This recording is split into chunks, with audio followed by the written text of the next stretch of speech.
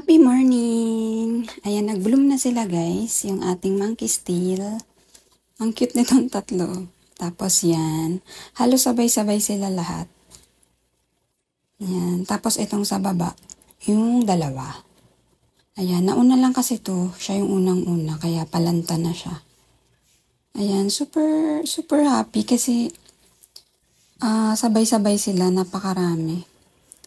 Ayan, daming dry leaves ng ating variegated elephant bush. Mahilig kasi ito sa tubig. Ayan, good vibes lang tayo this Wednesday morning.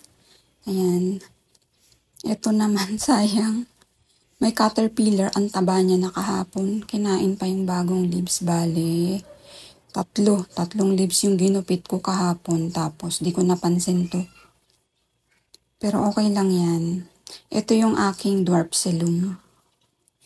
Ayan, yung ating agave, oh. Ang lalaki lalo.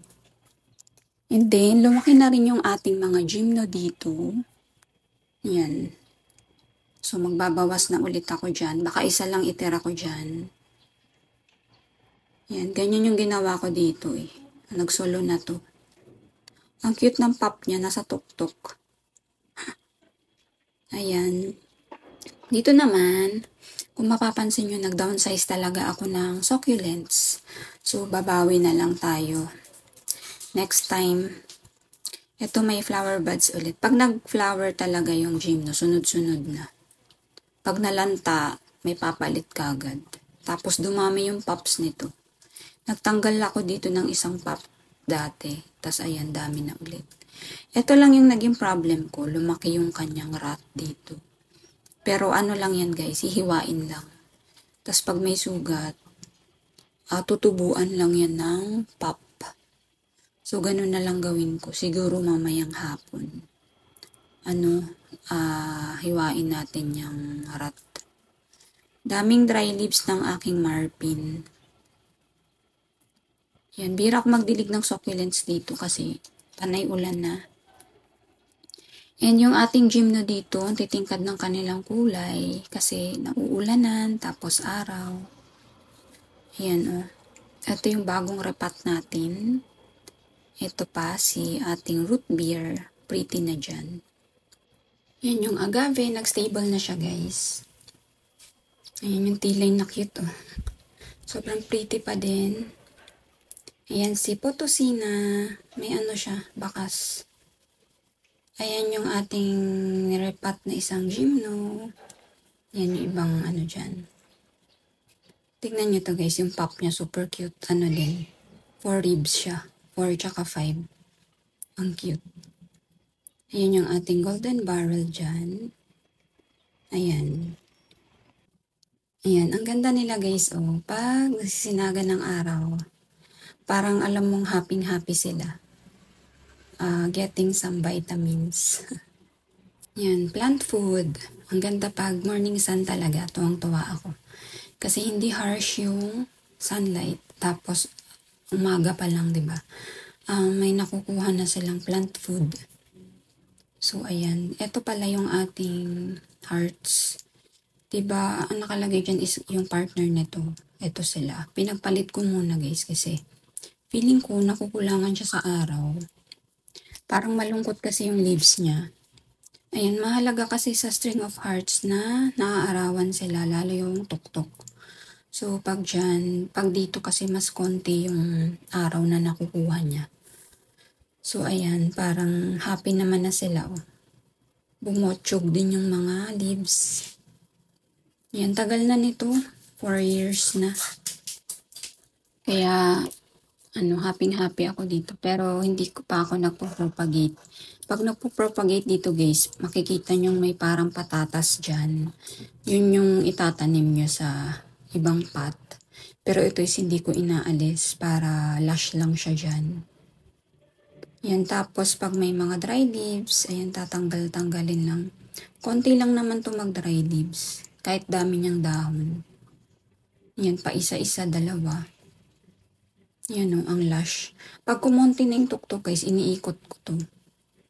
Kasi, ayoko tong humaba masyado, nagbubuhol-buhol.